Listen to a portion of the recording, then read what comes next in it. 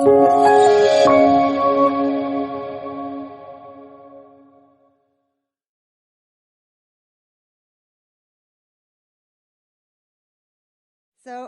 it's very fun to be here, and I actually was in Madrid once 20 years ago, but then I was doing an interrail, and I would say I was in a completely different income bracket at that time.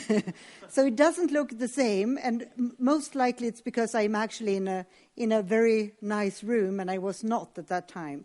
So I come from the Gapminder Foundation, and we founded the foundation back in 2005. And our mission statement is to work for a fact-based worldview that everyone can understand. So this is Ola, my husband, Hans, my father-in-law, and me. And we work with more people, of course, but we were the ones founding it together. And basically what we try to do is to make this kind of information, statistics that people usually think is pretty boring, we try to make it a little bit more easy to understand.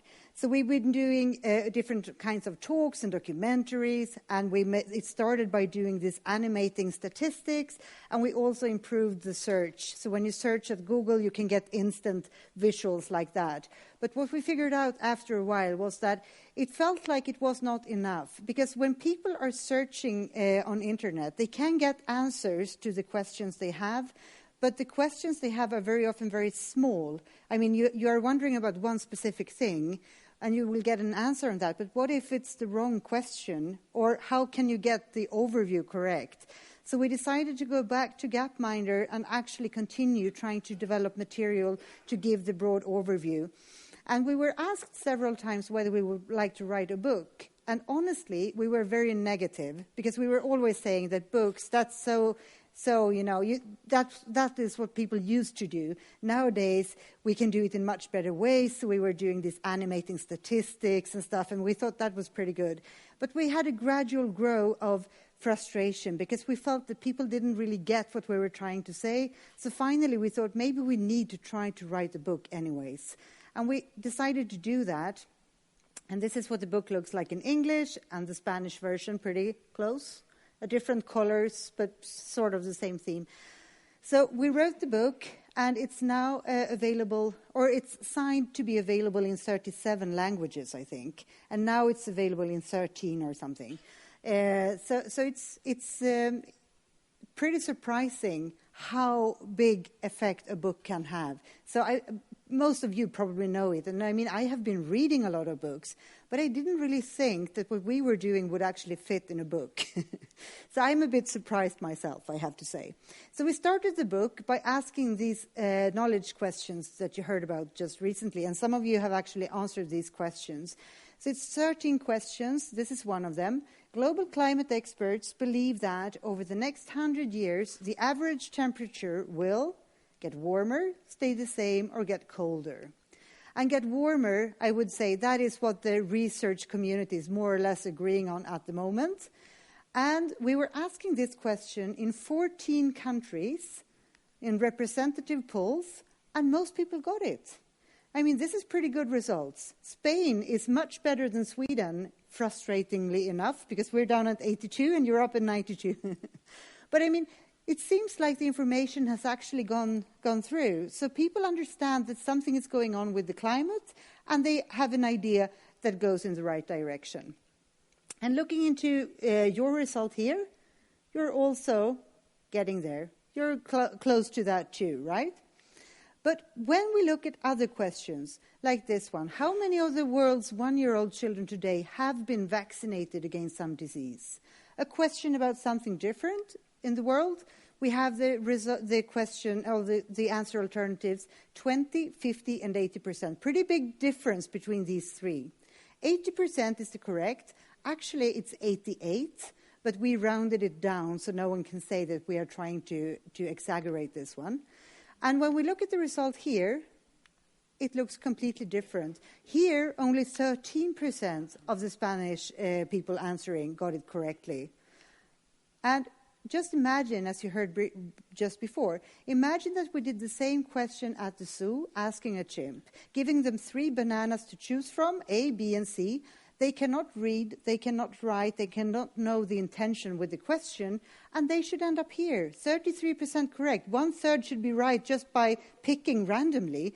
Now, actually, we have been using this, talking about the chimps, what the chimps would get. And actually, a researcher researching in monkeys, he actually contacted my husband saying, that is odd, he said, because I know that monkeys usually pick the outer alternatives, basically the A and the C they would have picked in this picture. So now we have to add that, imagine that we mix the bananas between the different questions or something. But, you get the point.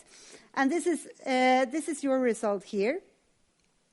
And you can see you're much better than the Spanish general public, but still not as good as the chimp. But the good news here is that if you learn what it's like and get some thinking habits correctly, you can immediately change. And if we ask again, you will score correctly. The chimp cannot do that. So, we should not be too frustrated. And we have actually asked this question in several prestigious conferences.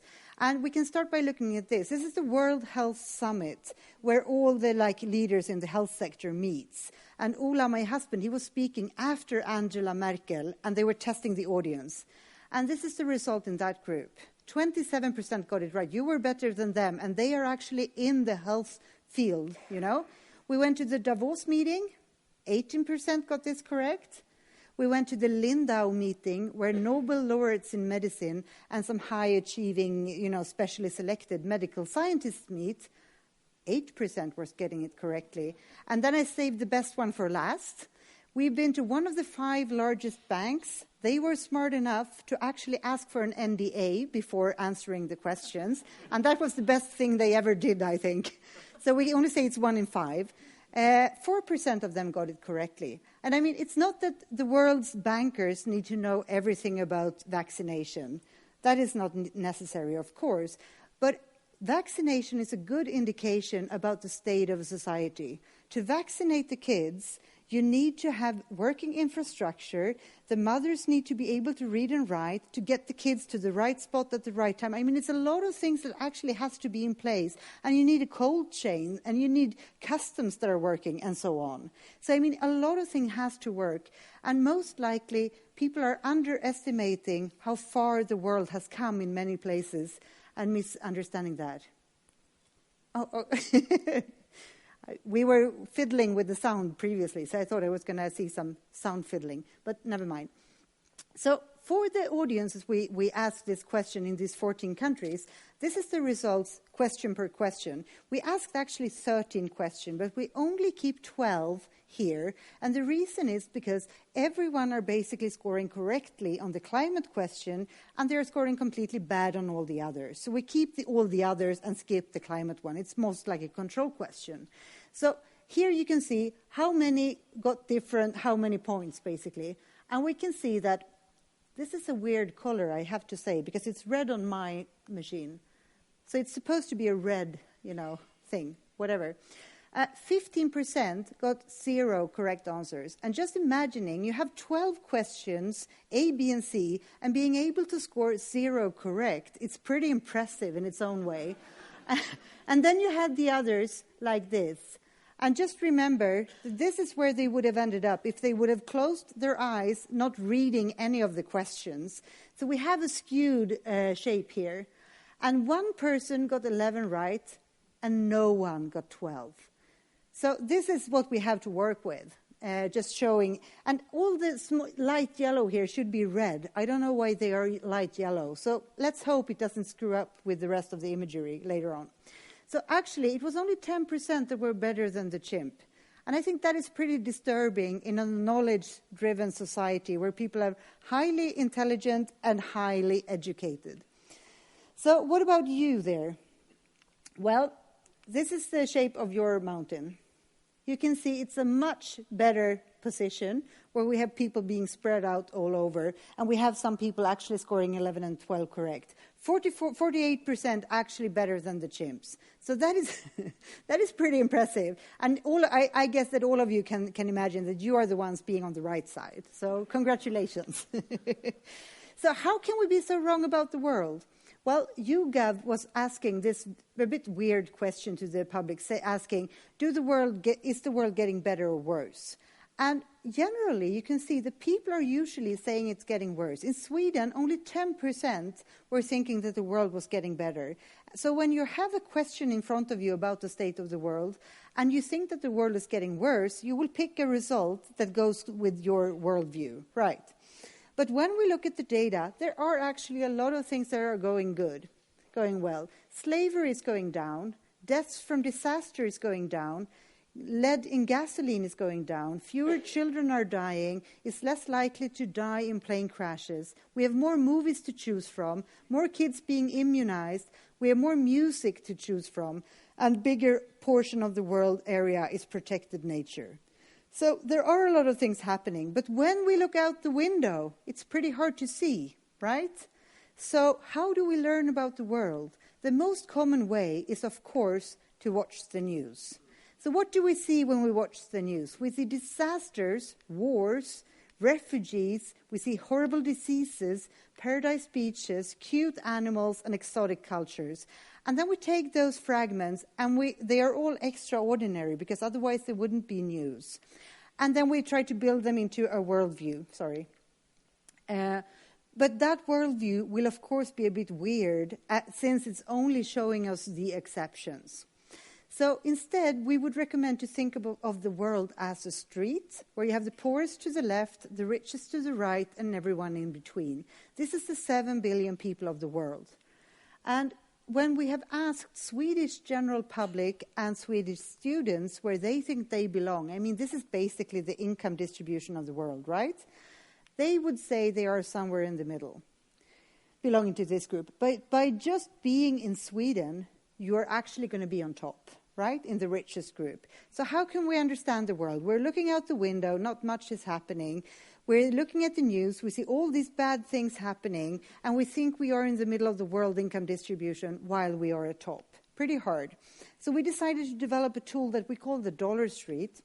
And what we do there is basically that we send photographers to homes all over the world and look at everyday life just to compensate for the bad images in the news. And we look at everyday things people are doing. And it looks like this, and this is why I wanted to have the internet, because I wanted to go here briefly and just show it to you. Everything we do, by the way, is usually free for anyone to use. So just go there and grab it. This is Dollar Street. And you can see at the top it says families in the world by income. And then we can scroll down and see the families we have visited. So we have ordered the families from the poorest to the left and the richest to the right and the other ones in between. And the cool thing now is that we can go here and we can, for instance, look at their beds. And then we can just click and choose beds and see what beds look like at different incomes in normal homes, to compensate for the dramatic imagery in the media. And the Swedish students who said that they were in the middle, then we can just scroll here to see what life is like in the middle. So now we zoom in on middle income beds here. And we can see these are not very typical Swedish bedrooms. We can take the whole segment and drive it down here and look at the poorest end. And the Swedish students would not recognize this either as being their beds. But when we take this one and we scroll up here, it will start to look more like a typical Swedish bedroom, but we see bedrooms from China, Ukraine, South Korea, United States, India, and so forth. A lot of different countries, but similar conditions. My favorite is, of course, to look at toilets, because you're never supposed to. But we can do it here. And we can see here the preference seems to be a water-flushing white toilet in most cases. But remember that we are at the top of the world income distribution, so we can zoom out, and then we will get much more representative imagery of what toilets look like in the world. So basically, we can browse everyday functions, something like that. But not everything works. We also need to look at functions. Maybe someone recognizes this guy. We also grab imagery of toothbrushing, for instance. So here we have Bill Gates. He sent this imagery when he's brushing his teeth, because he had seen this one previously. So here we have people brushing their teeth in different countries, but they are all using a plastic toothbrush and toothpaste. And as we go down, we can see everyone are doing basically the same thing, right? we all need to brush our teeth. Some are very serious when they do it, but it's the same activity. It's a human activity, actually taking care of our teeth. But when we come down to this very poorest end, people cannot afford the plastic toothbrush anymore, and we will start seeing people using a stick or a finger or something. So in the Dollar Street, we tagged this image as her wall, but also as her toothpaste. So we can look briefly into what different homes look like. Here we have where people live in the U.S. It's in the right end, in the richer end of the income of the Dollar Street. And we can go and see a family, the Howards, their house. And we can look at the family in the poorer end of the U.S. income distribution, the Hadleys. And then we can go and see directly their cutlery drawers and see the difference within countries, right? And we can add another family, and we can see it for 3 different families. And we can see the sort of gradual improvements in the cutlery drawers or in the kitchen sinks or in the living rooms. We can do the same in China. 3 families, their houses, their sofas, and their stoves. Because very often when we think about the world, we talk about how people are doing in other places, like their culture is to do this or that. But looking at this one, we can see they have completely different ways of solving the cooking, of course, depending on what income level they are on. We can compare 2 families, neighbors at the Dollar Street, but not in real life, the Woos and the Howards, and they have bedrooms that look pretty much the same. They have similar brown leather sofas. They have similar place structures outside. Both are made in China. And then we can go down, and we can go to the other end, and we can see 2 houses, neighbors at Dollar Street in Nigeria and China. These families doesn't look to have much in common, but they have the same kind of ceiling, same kind of sofa, storing their grains identically. Both are going to have fish for dinner, and they are boiling their water in identical manners. So the Dollar Street project is that we are gathering all these photos and try to range it by income to see similarities and differences. So in the Dollar Street project, the world does not look like it does when we watch the news. And then sometimes people say to me, but isn't it unnecessary to send out photographers? Why don't you just Google? Well, this is what toilets, if I Google toilets or beds or stoves, it's not that these are wrong, but it's not a representative imagery. This shows what the richest 10% either have or aspire to get. It doesn't give us a worldview. So to understand the world, we recommend to think of the world as 4 levels. These are the 7 billion people divided on the 4 different income levels. And level 1 is basically being extremely poor, and level 4, that is where we are at today, up here. So we can also look at it to understand what it means. We can say at level 1, if you're moving, have to get somewhere, you have to walk. Level 2, you most likely have a bike. Level 3, a motorbike. And level 4, a car, just to get the sort of overview somewhat correct. But to understand the world, we also need to know where people live geographically. So we take the same 7 billion people and we look at the chart. 1 billion in the Americas, 1 in Europe, 1 in Africa, and 4 in Asia. So this is where people live roughly. As you can see, we're always simplifying it. We usually call the thing we do like vulgar simplifications. But I think that is what we need to actually make sense, because we can't remember something simplified that much. So we can think of the world as a PIN code, 1114, just to get the overall human population distribution somewhat correctly. But in the future, population will grow. And according to the UN, this is what will happen until year 2100. We will have a lot of more people in Africa, some more people in Asia, and no more people in neither Americas or Europe. So if we divide Europe and America in the classical West, so we have North America and Europe, we are going to be 8% of the world population in year 2100. This is where things will happen. So I think it's important to already now start being a bit careful with how we are treating people around us, because we are not going to be a majority. So we will be hoping that they will give us some chances to be part of decision making, right? So if we look at the population moving forward, this is the world population, how it has developed until today. And this is what the UN is expecting will happen until year 2100. And as you heard, the population will grow, but they are actually expecting it to halt and almost stop at year 2100. And how can it grow then? This is what's going to happen. The amounts of adults is going to grow quite a lot, but not the children. And how can that be? Well, this is how many children a woman usually gets on average in the world. We're down at around 5 kids per woman in 1965. But since then, the sexual revolution actually got the amounts of kids down to almost 2 as a world average today. And when we look into the future, this is what the UN is expecting. And if we do look briefly by region, we can see Europe, Americas, Asia, and Africa. So as you can see, Africa is a bit behind, but it's coming, and this is the projection into the future according to the UN. So we are going to have a population where basically 2 parents are going to be replaced by 2 kids. So there are no population growth if that continues. So how can the population grow then? Well, we used to explain it as a house. We talk about it, we call it the fill-up. So here we have the same 7 billion people, and we imagine that they are living on different floors according to their age. So the kids at the bottom and the elderly at the top. So what is going to happen? This is today. The coming 15 years, the first thing that will happen, old people will sadly die, the young will grow up, and they will have their own kids. And suddenly we're 8. Because it was smaller age groups in the top groups, right?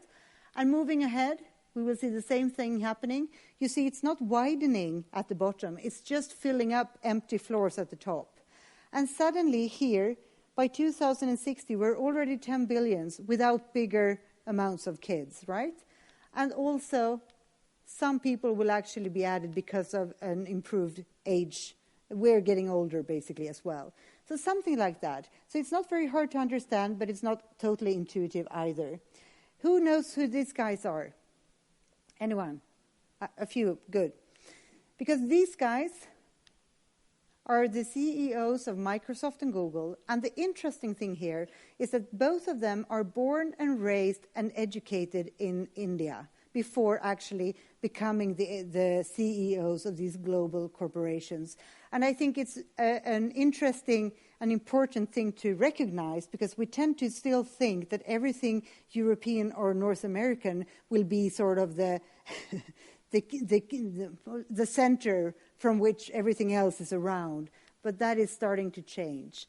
So looking at the world here, we can see where the people live, and on different income levels, this is what the world is like today. Most people are Asian, and they are living on level 2, just to understand briefly. But moving ahead into the future, this is what's likely going to happen, that more people will be on level 3, moving up, fewer people on level 1, and basically having a movement towards the level 4 corner. So in the future, we will have a lot of Satya and Sundars actually in charge of the corporations.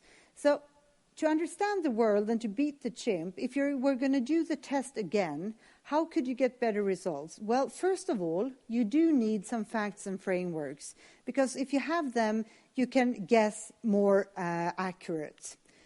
But you also need to find ways of controlling your instincts. So the book, Factfulness, we have divided into 10 chapters, 1 chapter per instinct, because we're talking about 10 dramatic instincts.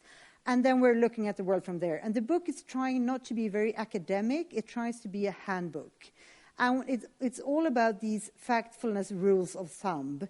So I'm going to go through them very briefly. First, we have the gap instinct. And that is that we see huge differences, and we tend to look at things that are far apart and in conflict, like we and them, poor and rich, and so on. But every time we see that, we should remind ourselves that we have to locate the majority, because the stories are almost always about the exceptions and the outliers. So we cannot get a worldview based on these outliers. We need to remember that the majority is seldom mentioned. Then we hear a lot of stories about negative things. It's just getting worse and so on. But then we should remind ourselves, would an improvement get publicity? Most likely not. We never see this. Yesterday, all trains were on time again. I mean, it's not the way we communicate. And then we have the straight line instinct. If we see a line like this, our brains will fill in the blanks, will continue the line into the moving ahead. But the problem is that very many things are not behaving like that. So it's enough actually to remember that many lines bend. You have a lot of different types of correlations. So, and then we have a lot of stories being driven by fear, and our dramatic instincts are thinking, help, help. But maybe the crocodile is a key, right? So we have to calculate the risks. When we see a spider, a lot of us are being very afraid, but actually it's going to be the car who kills us, because traffic is usually a bigger risk than the spider, right? And then we have the size instinct. We hear about problems. It's a huge problem, but we have to remember that we need to compare and divide. Just a single number do nothing. UNICEF were publishing this number. In 2016, 4,489,000 infants died. And I mean, that is a horrible number. Horrible, horrible. But 2015, it was worse. And 1950, it was much worse. So we have to remember that even if a number is bad, like the 2016 number, it can still be better than it used to be. It can be bad and better at the same time. We have the generalization instinct. They are all the same. We tend to do these groupings. They are very intuitive, but sometimes dumb, you know.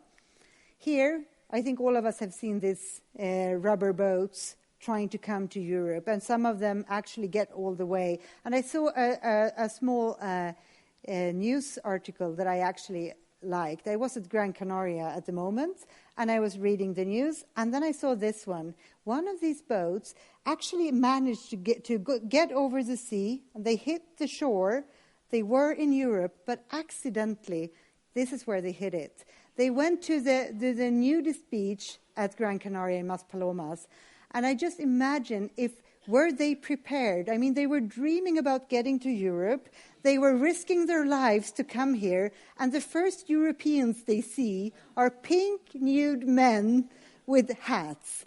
I think maybe that was their goal. Who knows? But maybe not, right? And then I think it's very fascinating because in their view, these were the first Europeans they met. So most likely, you know, it's forming their image of what is a typical European. Then we have the destiny instincts.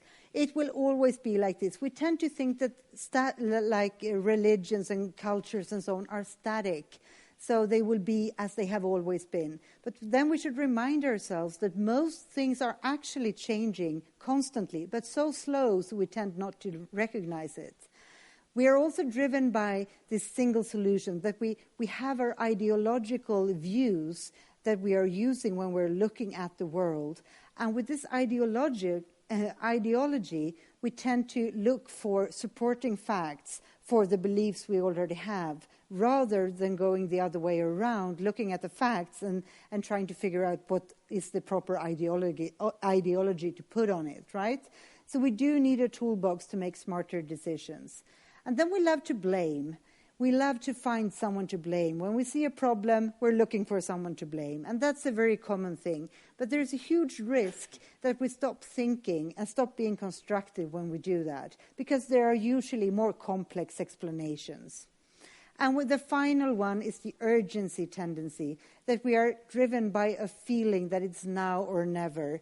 But we are saying that remember that we can usually take a small step at a time, because very seldom we have to do these huge steps at once. And when we're doing them, if we are very emotional, there's a risk that we're going to do the wrong things.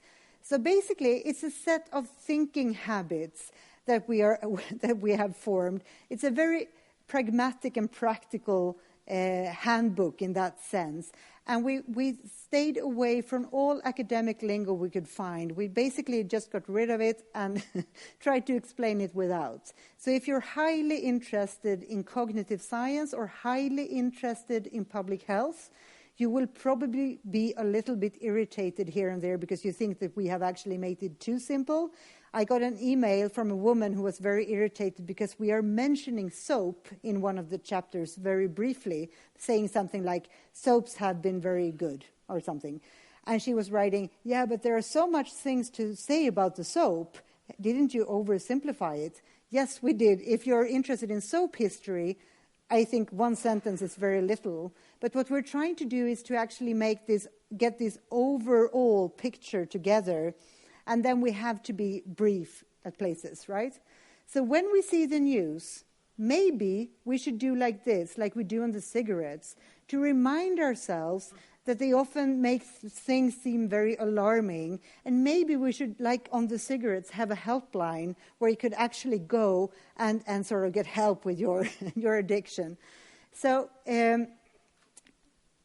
what we have done at Gapminder then, the test you took, we have actually been doing that as a certificate to the news stations in Sweden, several of them. We've been there and taught them, and they had to do the test before we met, and they got horrible results. And then we spent a few hours with them, and they redid the test, and they scored 100% correctly. So we certified them. We did the same at a lot of schools, and this is my favorite. This is a new social entrepreneurship hub in Stockholm. And we heard that someone told us that what they do when they are hiring people, they are asking for their CV, of course, to see what they've done before. But they are also asking for a diploma to prove that they actually managed to answer our questions correctly. Because, sorry, now I'm going the wrong direction. Because if you go to our website, and if you're answering the same questions again, I can go there, one sec. Let's see here. If you go to Gapminder.org,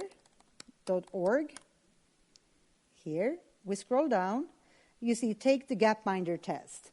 If you click there, you will have the same test on our website. If you score all correct on all the questions, which you will eventually, and we will not record, we have no idea who you are until you're done and have the answers correctly. If you score correctly on that, you can actually just send your email and we will reply, and you will get a personalized diploma so you know that you have passed, and you can also have your diploma. So that I would recommend. You would probably pass now. So if you have more questions, you can always, I'm going to stay here and you can ask questions here, but if you have more questions beyond that, you can always contact me at anna@gapminder.org, or you can go to gapminder.org or dollarstreet.org. And everything we do is free for anyone to use.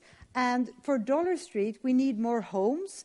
So if you have a home that you would like to add to the Dollar Street framework, you're more than willing to do so too.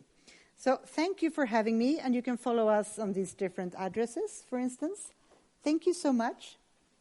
So should I stay here or should I go down? Stay. I stay. Oh.